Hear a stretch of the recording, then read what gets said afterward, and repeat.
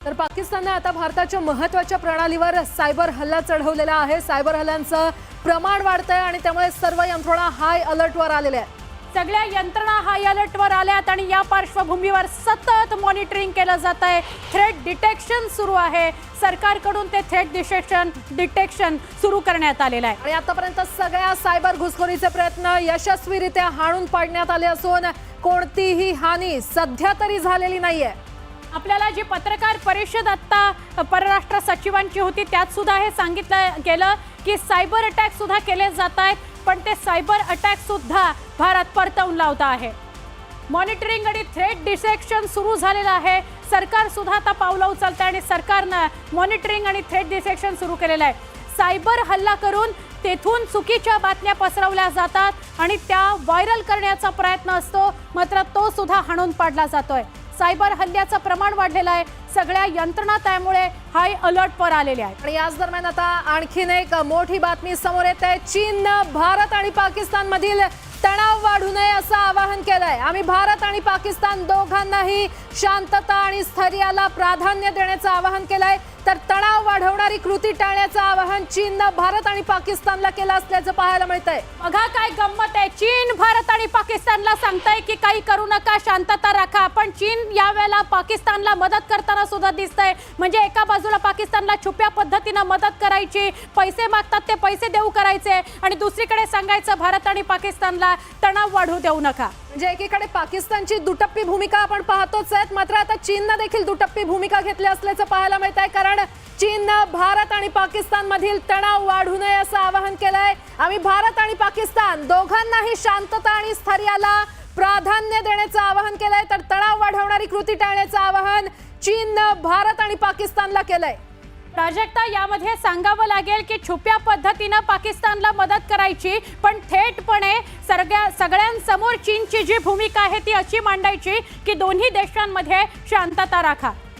Anil sir, एका बाजूला भारत वारंवार सांगताय की दहशतवादी तळांना लक्ष्य करण्याचा प्रयत्न भारत करताय, प्रत्युत्तरा दाखल ही कारवाई करताय, पण पाकिस्तान मात्र अजिबात थांबत नाही। कुठल्याही दरबंद पाकिस्ताननं ठेवलेला नाही। गुरुद्वारा, मंदिरं, नागरी वस्त्या, एअरबेस स्टेशन्स अशा सगळ्यांना लक्ष्य केलं जात आहे। कसं सांगाल, हे जे नियमभंग केले जात आहेत ते मग सीमा भागावर असू देत किंवा मग आंतरराष्ट्रीय पातळीवरच्या नियमांचा भंग असू दे? पाकिस्तान कधीच कुठला नियम पाळत नाही। पाकिस्तान नावच असं आहे की बेलगाम ही कौम आहे आणि हे देश आहे। प्रत्येक जमात किंवा प्रत्येक आयडेंटिटी वेगवेगळ्या प्रमाणे काम करते। आपण पाहिलं आहे की आपण जो संयम दाखवला होता डे 1 पासून, दॅट इज आपण 6 आणि 7च्या रात्री जेव्हा आपण हमला केला होता आणि त्याच्यानंतर इतके दिवस झाले आहेत, आपण नेहमी फर्स्ट डे आपण क्लेम केला होता आणि म्हटलं होतं की आमचा फोकस मेजर्ड आणि नॉन एस्केलेटरी आपले टार्गेट्स आहेत, आपण ते दाखवून दिलं होतं। आपण नंतर मिलिटरी टार्गेट्सला एंगेज नव्हतं केलं। जेव्हा पाकिस्तानने हे सुरुवात केली ॲज अ रिस्पॉन्स म्हणून आपण मिलिटरी टार्गेट्स एंगेज केले। पाकिस्ताननी कंप्लीट लेपासून सर क्रीकपर्यंत प्रयत्न केला आणि ते शोधतायत की कुठे सर्व्हिलन्समध्ये किंवा कुठे एअर डिफेन्समध्ये गॅप आहे।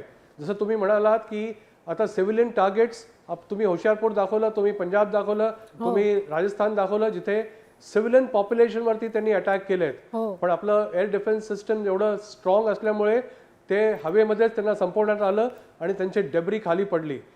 पाकिस्तानला सांगणं की तुम्ही नियमाप्रमाणे लढाई लढा हे कधीच होऊ शकत नाही। आपण अजून संयम ठेवला आहे आणि भारत असा देश आहे की संयम ठेवून आपण पाकिस्तानला बर्बाद करू आणि संपवू।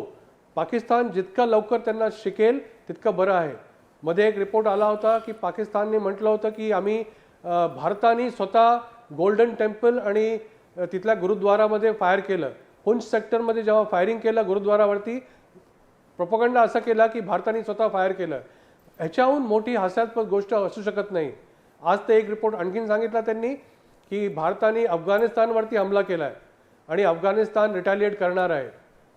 आय मीन कुठला देश हे असं सगळं वक्तव्य बिलीव्ह करेल? पाकिस्तानला गत्यंतर नाही आहे, कारण त्यांना ते प्रयत्न करतायत की कशा प्रकारे भारतीय जनतेमध्ये थोडा हाहाकार माजवू दे, भारतीय जनता कशाप्रमाणे लष्कर सैनिकांविरुद्ध आणि सरकारविरुद्ध बोलेल पण त्यांना भारतीय जनतेच्या बद्दल कल्पना नाही आहे. भारतीय जनता पूर्ण एकजूट आहे, आपल्या सरकारच्या मागे आहे आणि आपल्या सैन्याच्या मागे आहे.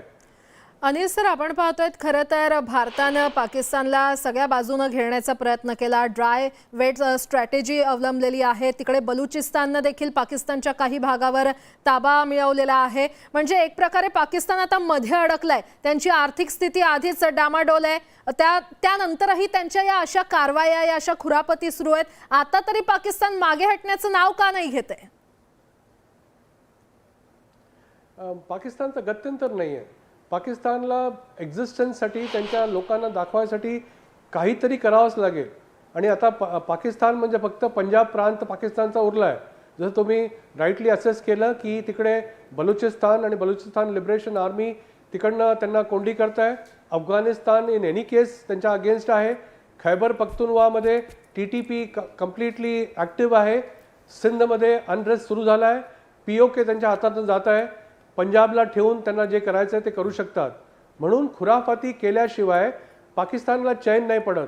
आणि मग व्हिजिबिलिटी आणि ऑप्टिक्ससाठी त्यांना जाहीर आहे की काही ना काही ॲक्टिव्हिटी दाखवून तिथल्या जनतेला दाखवायचा प्रयत्न करतात की वी ऑल्सो एक्झिस्ट, आम्ही पण काहीतरी करतोय आणि आम्ही जोरदार तरीकेने हिंदुस्थानवरती हमला करतोय. आणि जे व्हिज्युअल दाखवतात की हे नुकसान झालं, ते नुकसान झालं, हे सगळं फेक नरेटिव्ह आहे जे आपल्या लोकांना ते दाखवायचा प्रयत्न करतायत. पाकिस्तान लवकरच हे जितक्या लवकर त्यांना हे धडा शिकेल त्यांचं बरं होईल. नाही समजले किंवा नाही शिकला, नुकसान कम्प्लिटली पाकिस्तानचं आहे. मग अनिल सर, म्हणूनच मला इथे म्हणजे तुम्ही इतक्या वर्षांचा तुमचा अनुभव आहे आणि आता ज्या बातम्या तुमच्या समोर येत आहेत त्यावरनं तुम्ही अनालिसिस सुद्धा करू शकताय. तर पाक किती वेळ अजून तग धरेल असं वाटतं तुम्हाला? पाकिस्तानची ॲक्च्युअल फायटिंग केपेबिलिटी 3 ते 4 दिवसावरती नाही आहे. जर का इंटेन्स रेट ऑफ फायर प्रमाणे जर का आपण कॅल्क्युलेट केलं तर मॅक्सिमम 3 डेज.